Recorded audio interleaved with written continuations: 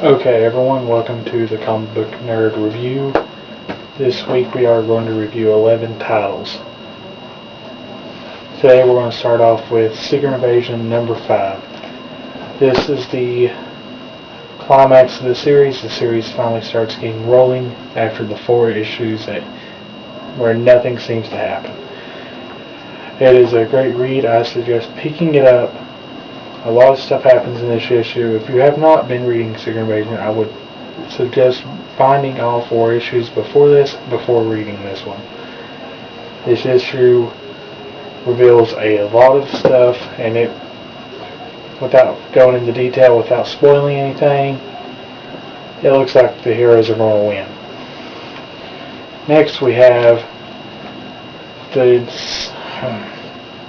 second issue on the second run of Mark Millar's Fantastic Four series.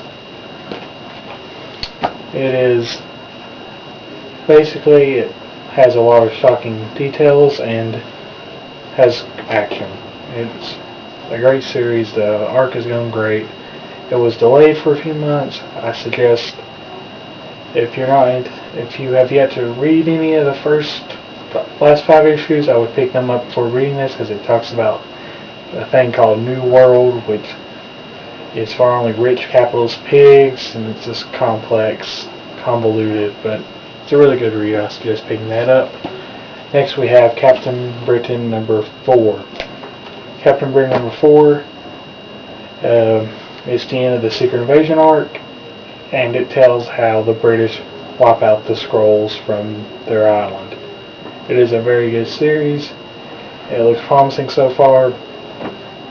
The big thing in it is Captain Britain comes back to life after being seemingly killed in the first issue.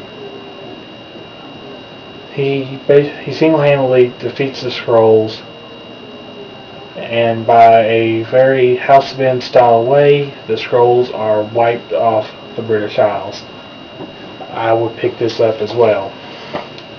Next we have Batman 679, Part 4 in the Batman Rest in Peace arc. If you have yet to read this, it is typical Grant Morrison style. It is confusing, but yet it's confusing in a good way, since they have yet to reveal anything that is going on in this book.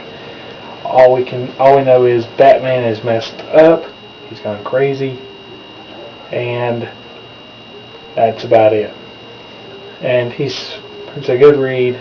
The art's fantastic, and if I might add, all the covers for the Batman part of the Rest in Peace storyline is all done by Alex Ross, which are very beautiful covers.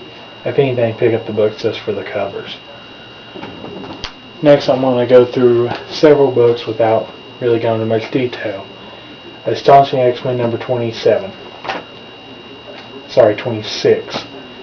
It continues on with the second issue of Warren Ellis's run. Very quick pace, very weird paneling, kind of confusing the way it's laid out, but the artwork's beautiful. I would pick this up. Next up is Final Crisis Revelations number 1 of 5. This is the second tie-in to Final Crisis. The other one is Final Crisis Rogue's Revenge. This one tells the story of Spectre and the new question, Renee Montoya. It's not a must-read if you're reading Final Crisis. It does not reveal anything essential to the storyline, but it's just a good read. Pick it up if you want, but if you don't want to, if you are a completist, pick it up. If you're not, read it. Don't have to buy it. Next up is a series of the new Secret Invasion tie-ins, each one encompassing a major team or a major character in the Marvel Universe. I just don't want to explain in the main Secret Invasion title. First up we have Secret Invasion X-Men number 1. It is a good read. The artwork's pretty nice. It's cartoony, but it's cartoony in a good way. Problem is, the story, it won't have any effect on the main series. It's because the main series are so deep in continuity. This book, they can't afford to reveal anything or mess with anything going on in the other titles. Other than that, I would suggest picking up for a diehard X-Men fan, but other than that, pass. Next up we have Secret Invasion Thor number 1. This one is probably the best of the Secret Invasion tie-ins so far. It reintroduces Beta Ray Bill to the Thor universe. It has the Skrulls attacking Asgard, Loki being Loki, and actually get to see more of Thor's alter ego Donald Blake, and how he handles life in this Oklahoma town. Pick it up.